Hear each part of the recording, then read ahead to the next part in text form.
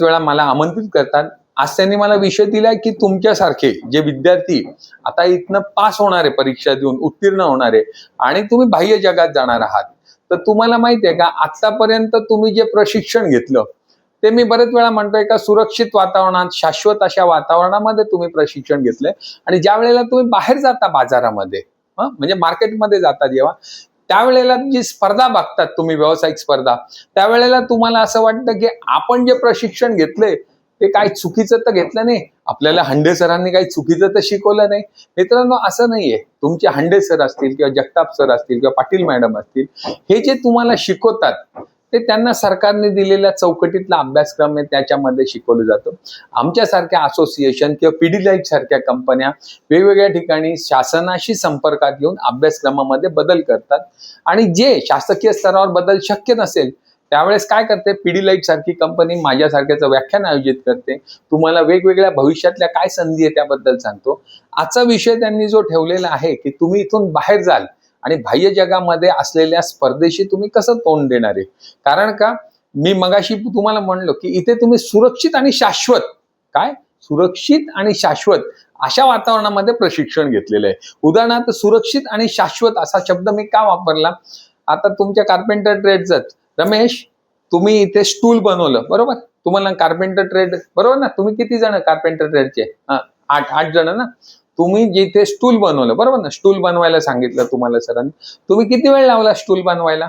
मला माहिती आहे ना, साधारणतः तुम्ही 15-20 दिवस लावले असतील. हळूहळू आज काय कापलं, उद्या काय मार्किंग केली, कटिंग केली, मग काय सन्मायका चिटकवला.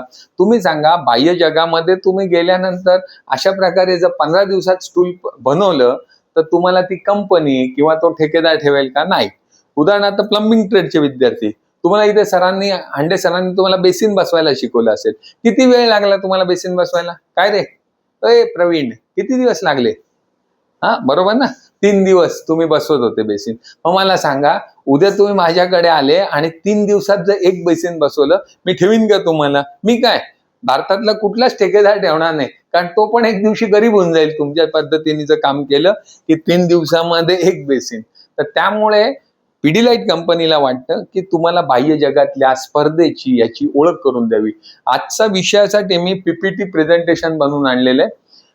कॉम्प्युटर चालू होतोय तोपर्यंत मी तुमच्याशी संवाद साधतोय.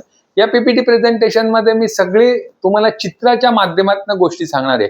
बरेच वेळा असा माझा अभ्यास आहे असा की जेव्हा मी तुम्हाला काही गोष्ट समजावून सांगतो ती मी तुम्हाला गोष्टीच्या रूपात समजावून सांगतो किंवा एखादं चित्र दाखवतो, त्यावेळेला ते पटकन मेंदूत घुसतं.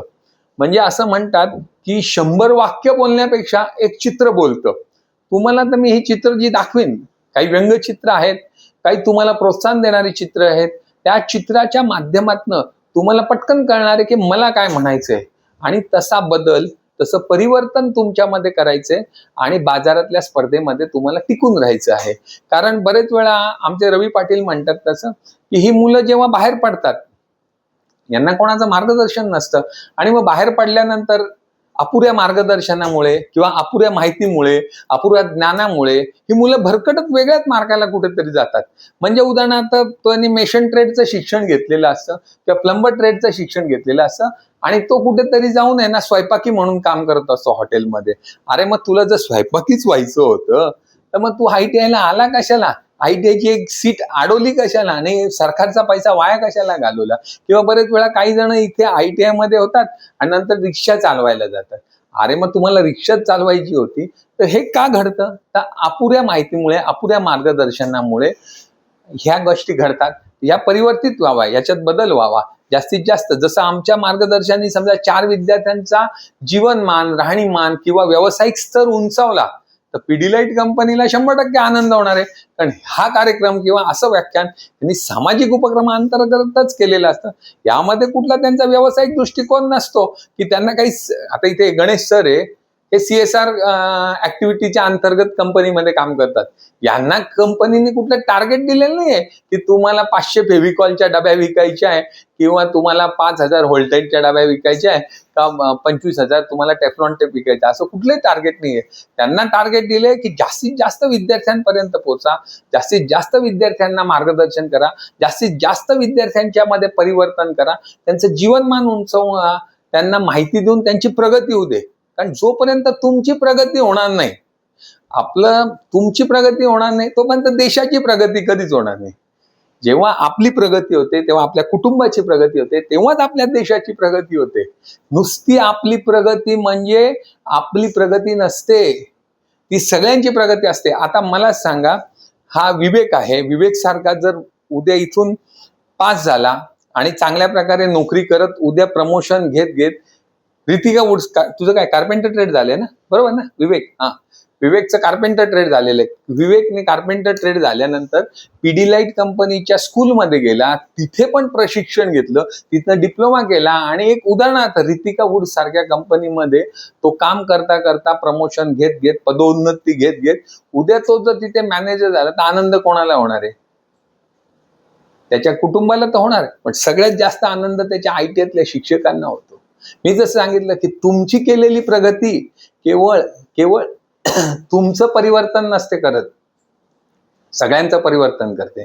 कारण विवेक उद्या मॅनेजर झाला तर त्याच्या जगताप सरांना सगळ्यात जास्त आनंद होता. जगताप सर सांगणार, माझा विद्यार्थी रितिका वुड्सचा मॅनेजर आहे आणि ह्या आयटीआय मधनं जे कार्पेंटर ट्रेड झालेले त्यांना शाश्वत तिथे नोकरीची शाश्वती आहे. कारण का? तिथे विवेक मॅनेजर आहे, या आयटीआयचा माझी विद्यार्थी आहे, तो तिथे मॅनेजर असल्यामुळे या इथल्या जेवढे 10, 15, 20 जेवढे विद्यार्थी पास होणार आहे त्यांना शाश्वत अप्रेंटिसशिप करण्याची संधी आहे. तर म्हणून कधी पण लक्षात ठेवा की तुमची प्रगती ही केवळ तुमची प्रगती नसते, तुमच्याबरोबर परिवाराची, राष्ट्राची, समाजाची, गावाची